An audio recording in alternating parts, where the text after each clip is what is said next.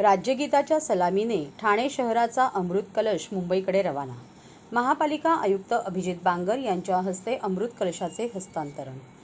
लेझिमचा ठेका, पारंपरिक वेशभूषे सुहासिनींनी अमृत कलशाचे केलेले पूजन, सोबतीला अग्निशमन, TDRF आणि ठाणे महानगरपालिकेच्या सुरक्षा रक्षकांनी राज्यगीताने दिलेली सलामी, अशा उत्साही आणि मंगलमय वातावरणात ठाणे शहरातून गोळा केलेल्या माती आणि तांदूळ यांनी भरलेला अमृत कलश महापालिका आयुक्त अभिजित बांगर यांच्या हस्ते जिल्हाधिकारी कार्यालयाकडे रवाना करण्यात आला।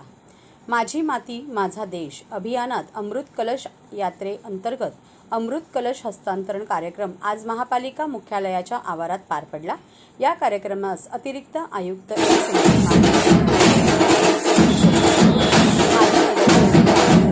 सर्व उपायुक्त, सहाय्यक आयुक्त तसेच महापालिकेचे अधिकारी कर्मचारी मोठ्या संख्येने उपस्थित होते। या अमृत कलशाचा प्रवास आज ठाणे शहरातून सुरू होत असून सर्वप्रथम हा कलश जिल्हाधिकारी कार्यालयात जाणार असून तेथून मुंबईतील ऑगस्ट क्रांती मैदान येथे आज सायंकाळी रवाना झाला।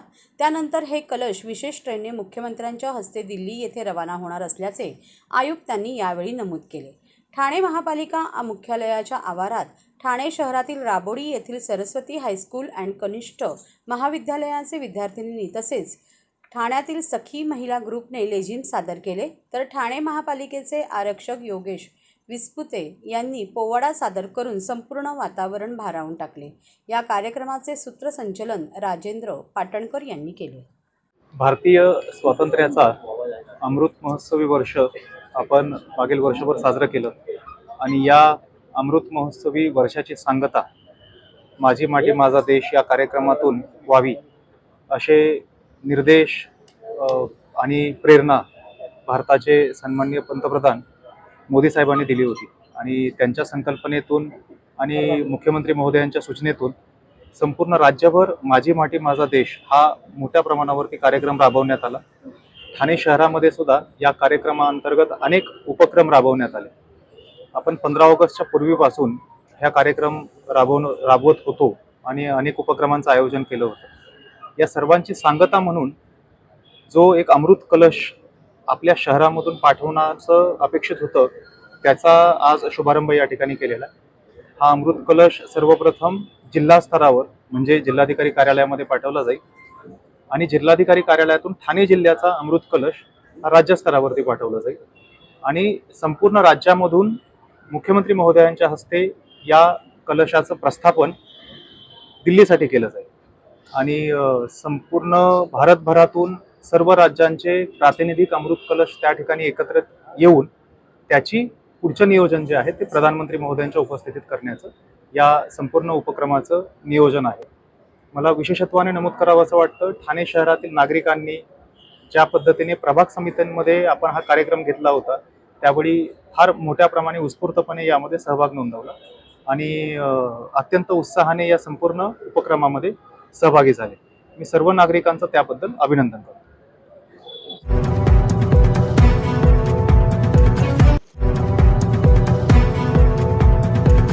सर्व नागरिकांना आवाहन करण्यात येत आहे की सध्या डासांमार्फत पसरणाऱ्या डेंग्यू या आजाराचा प्रसार रोखण्यासाठी प्रत्येकाने पुढील प्रमाणे कार्यवाही करावी।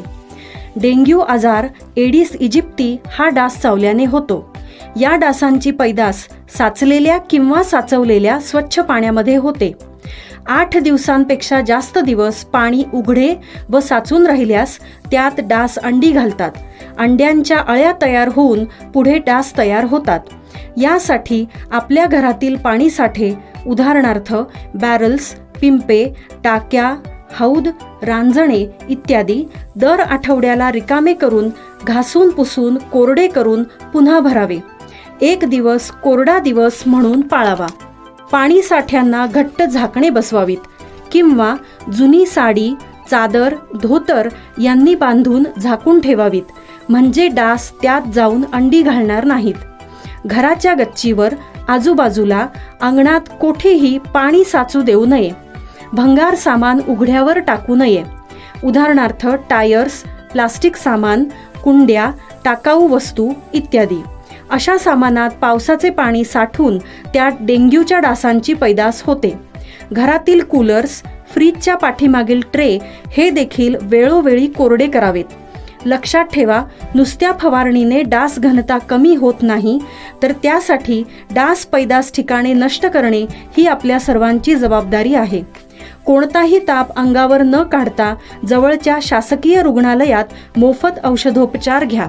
अशा प्रकारे नागरिकांनी सहकार्य केल्यास डेंग्यूचा प्रसार रोखणे सहज शक्य आहे.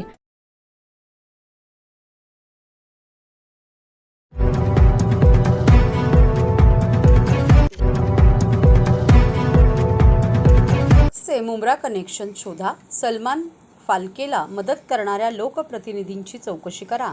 आनंद परांजपे. ड्रग्सचे मुंब्रा कनेक्शन शोधून ड्रग्सची विक्री करणाऱ्या सलमान फाल्केला मदत करणाऱ्या लोकप्रतिनिधींची चौकशी करून मुंब्र्यातील तरुण पिढीला बर्बाद करणाऱ्यांवर पोलिसांनी कठोर कारवाई करावी अशी ठाम भूमिका ठाणे राष्ट्रवादी काँग्रेस पक्षाचे असल्याचे मत महाराष्ट्र प्रदेश प्रवक्ते ठाणे व पालघर समन्वयक ठाणे जिल्हाध्यक्ष आनंद परांजपे यांनी व्यक्त केले आहे. पाटील ड्रग्स प्रकरणामध्ये आज मुंब्र्यामधनं सलमान फाल्के याचं नाव पुढे आलं आणि शिंदे गटाच्या प्रवक्त्या आमदार मनीषाताई कायंडे यांनी सकाळी काही फोटो दाखवले. सलमान फाल्केचे तिथले माजी विरोधी पक्षनेते शानू पठाण असतील, तिथले आमदार डॉक्टर जितेंद्र आव्हाड असतील आणि त्याला प्रतिक्रिया देत असताना माननीय मुख्यमंत्र्यांबरोबरचे फोटो हे डॉक्टर जितेंद्र आव्हाड यांनी दाखवले. राष्ट्रवादी पक्षाची स्पष्ट भूमिका आहे, जर ललित पाटीलनी नाशिक इथे जी ड्रग फॅक्टरी सेटअप केली होती तिथले ड्रग्स जर सलमान फाल्केच्या मार्फत मुंब्र्यामध्ये आले असतील तर मुंब्र्यातला माझा तरुण युवा वर्ग ह्या अंमली पदार्थांचं सेवन करून, शेवटी हे भारताचं भविष्य आहे, यांच्या विरुद्ध पोलिसांनी कठोर कारवाई केली पाहिजे. केवळ फोटो आले म्हणून कोणी आरोपी असं सिद्ध होत नाही, पण सलमान फाल्केच्या CDRमध्ये सलमान फाल्केचं कुठलं संभाषण, सलमान फाल्केचं कुठलं ट्रान्झॅक्शन जर शानू पठाण त्याच्यामध्ये असतील तर पोलिसांनी कठोर कारवाई केली पाहिजे. मला चांगलं आठवतं की या ड्रग्सच्या विरुद्ध डॉक्टर जितेंद्र आव्हाड यांनी विधानसभेमध्ये लक्षवेधी मांडली होती, भाषण केलं होतं की ड्रग्स मुंब्र्यामध्ये राजरोसपणे कसे विकले जातात, काय रेटनी विकले जातात. आज मला खरं तर आश्चर्य वाटलं.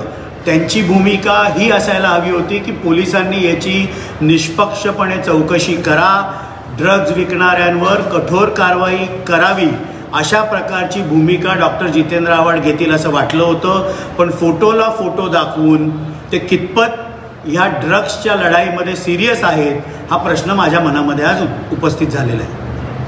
कॅरेक्टर सर्टिफिकेट विचारत राहू का असं देखील त्यांचं म्हणणं आहे. मात्र या संदर्भात ललित पाटील असेल कोणी असेल त्यांच्या कडक कारवाई करणार, पोलीस कुठेतरी दबावबंद वापरला असं देखील पोलिसांनी कडक कारवाई केली पाहिजे. जर मी जसं सुरुवातीलाच म्हणालो की ललित पाटील यांनी नाशिक इथे जी ड्रग्सची फॅक्टरी सेट केली होती तिथलं ड्रग्ज जर मुंब्र्यामध्ये आलं असेल, त्याची विक्री झाली असेल आणि तशा प्रकारचा एव्हिडन्स जर पोलिसांकडे असेल सलमान फाल्केला अरेस्ट केल्यानंतर, तर पोलिसांनी कठोर कारवाई केली पाहिजे. आणि डॉक्टर जितेंद्र आव्हाड यांची भूमिका आज आश्चर्यकारक होती. ड्रग्सच्या विरुद्ध कायम जे भांडत आले, बाजू मांडत आली त्या विधानसभेमध्ये, आज त्यांचे फोटो त्या सलमान फाल्केबरोबर आल्यानंतर मुख्यमंत्र्यांचे फोटो त्यांनी दाखवले. खरं तर त्यांनी ही भूमिका घ्यायला पाहिजे होती की पोलिसांनी कठोर कारवाई करावी. ठीक आहे, पण आम्ही हीच मागणी पोलिसांकडे करतो की कठोर कारवाई पोलिसांनी केली पाहिजे. दूध का दूध पाणी का पाणी झालं पाहिजे आणि जर मुंब्र्यातलं कोणी त्याच्यामध्ये आढळलं तर त्याला त्वरित अटक देखील झाली पाहिजे.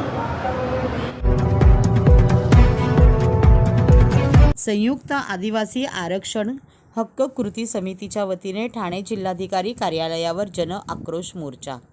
महाराष्ट्रातील धनदांड्या गैर आदिवासी धनगर जातीला खऱ्या आदिवासीच्या यादीत समाविष्ट करून आदिवासीच्या सवलती धनगरांना देण्याचा महाराष्ट्र सरकारचा मानस आहे. या अन्यायाच्या विरोधात खऱ्या आदिवासींचा जन आक्रोश मोर्चा दिनांक 27 ऑक्टोबर 2023 रोजी ठीक 11 वाजता ठाणे जिल्हाधिकारी कार्यालयावर निघणार आहे. या संदर्भात माहिती देण्यासाठी आज ठाणे येथील शासकीय निवास येथे पत्रकार परिषदेचे आयोजन केले होते। त्यावेळी सल्लागार मधुकर तळपाडे यांनी सर्व आदिवासी बंधू भगिनींना आपापसातील मतभेद हेवेदावे बाजूला सारून लाखोच्या संख्येने मोर्चात सहभागी होण्याचे आवाहन केले आहे। यावेळी समितीचे अध्यक्ष यशवंत मलये, विश्वनाथ किरकिरे, दत्तात्रय भुयाळ, जयराम राऊत, दीपक फुफाणे, श्रावण मौले, संतोष वड, रमेश वळवी, विजय मातेरा, किशोर म्हात्रे व इतर सभासद उपस्थित होते। इतर समाज बांधव रस्त्यावर उतरून आरक्षणाची मागणी करतायत। आम्ही मागणी करत नाहीये, आमच्या आरक्षणात धक्का लावू नये। जे घटनेनं आम्हाला दिलेलं आहे, राष्ट्रपतीच्या नोटिफिकेशनने जे आम्हाला दिलेलं आहे, त्या आरक्षणाला कुठलाही धक्का लावू नये या मागणीसाठी आम्ही रस्त्यावर उतरलेलो आहोत। आम्ही मागणी करत नाही वेगळी कुठली। कोणकोणत्या मागण्या असणार आहे? प्रामुख्याने आमच्या इतर मागण्या बऱ्याच आहेत, पण प्रामुख्यानं 2-3 मागण्या ज्या आहेत त्याविषयी प्रसंगी मला सांगाव्याशा वाटतात। पहिली तर धनगर आरक्षण जे आदिवासी मागतायत त्यांना आमचा विरोध राहील, खऱ्या आदिवासींचा विरोध राहील। धनगरांना सध्या 3.5% जे आरक्षण मिळतंय त्याच्यामध्ये जर वाढ करायची असेल तर जरूर करावं, त्यांना वेगळं आरक्षण जरूर द्यावं, पण आदिवासींमधलं आरक्षण त्यांना देऊ नये। कारण आजच आदिवासींना सगळ्या सवलती मिळत नाहीत। त्यामुळे दुसरी मागणी आमची अशी आहे की आदिवासींमध्ये नामसाधर्म्याचा फायदा घेऊन, जसं की मल्हार कोळी, महादेव कोळी हे ऑलरेडी एसटी मध्ये आहेत, पण इतर कोळी त्यांनी जातीचे दाखले घेऊन, जमातीचे दाखले घेऊन, आदिवासी दाखले घेऊन किंवा इतर आहेत, हलबा असतील, ठाकूर असतील, त्याचबरोबर इतर जमातीने नामसाधर्म्याचा फायदा घेऊन आदिवासींच्या सवलती लाटलेल्या आहेत आणि ती घुसखोरी केलेली आहे। हे शासनानं मान्य केलंय। 1.25 ते 1.5 लाख लोकांनी नोकऱ्या बळकावलेल्या आहेत आदिवासींच्या।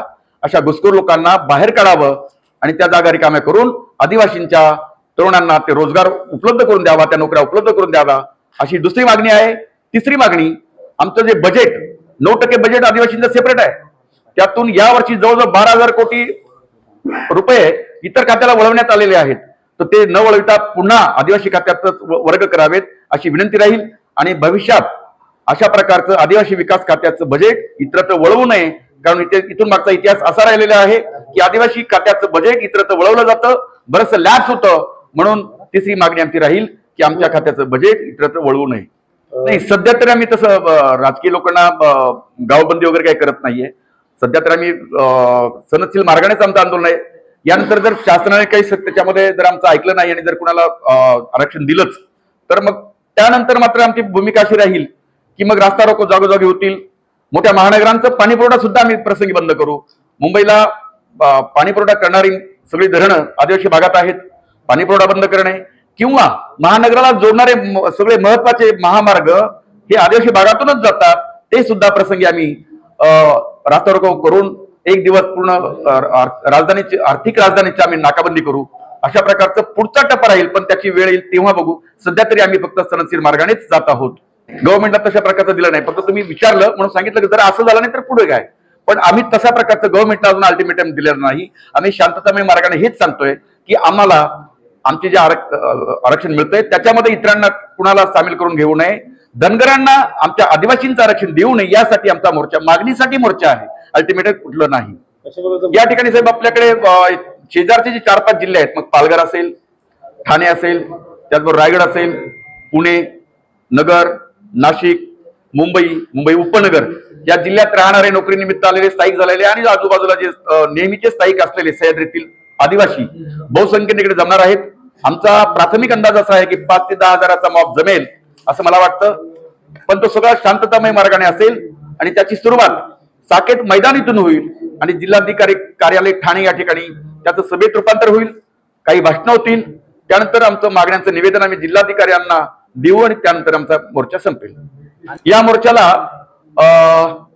आपल्या विधानसभेचे उपाध्यक्ष आदरणीय झिरवाळ साहेब, त्याचबरोबर विधान परिषदेचे आमदार आमशाजी पाडवे, त्याचबरोबर इतर 4-5 आमदारांना आम्ही इन्व्हाइट केलंय आणि खासदार राजेंद्रजी गावित ते पण येणार आहेत। इतर 4-5 आमदारांना आम्ही इन्व्हाइट केलंय। बहुतेक 7 ते 8 नेते आमचे आमदार, खासदार आणि उपाध्यक्ष येथील हजर राहतील अशी आशा आहे। व जाहिरात असतील तर ह्या नंबरवर संपर्क करा।